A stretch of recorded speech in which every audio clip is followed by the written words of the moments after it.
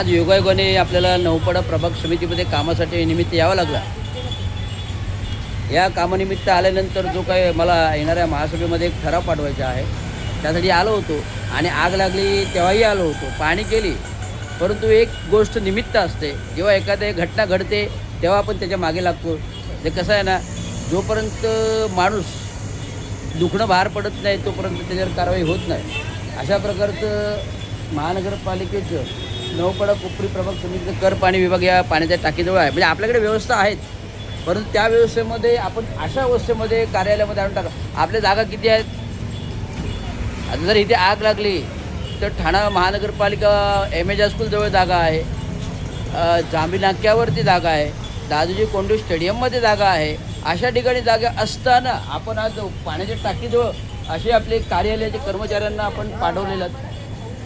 Dadoji Konddev stadium आहे ना आपल्याकडे, दादोजी कोंडदेव स्टेडियमची जागा आहे ना आपल्याकडे, मग तिथे का नाही कार्यालय केलेत?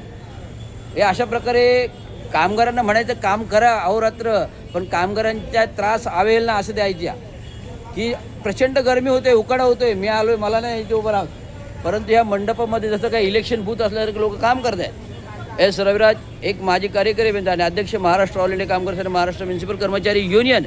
आपल्या कर्मचाऱ्यांच्या व्यथा आपण सोडवण्याचा प्रयत्न करतो, पण जी काय आग लागली त्याच्यामुळे कर्मचारी तपत्या उन्हामध्ये इथे गरमीमध्ये काम करतोय, किती पंखा असो काही असो, परंतु जोपर्यंत कर्मचाऱ्यांना रिलीफ होत नाही तोपर्यंत कर्मचारी काम करायला बसणार नाही. त्यामुळे आपल्याकडे दादोजी कोंडदेव स्टेडियमसारखे एवढे काय आहेत, कोणाकोणाला दिले 1 रुपया भाडेपोटी.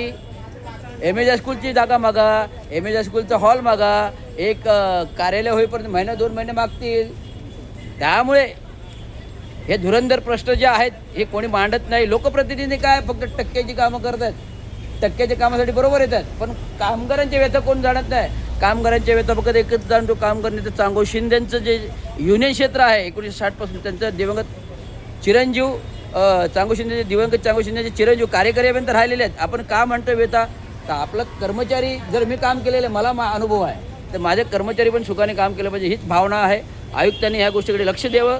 आणि आयुक्तांना माझा एक आक्षेप आहे की तुम्ही पाण्याच्या टाकीखाली कार्यालय न घेता दादोजी कोंडदेव स्टेडियमचे खंडू रांगणेकर हॉल आहे, ते काय उठसूट काय बॅडमिंटन खेळत असतात का?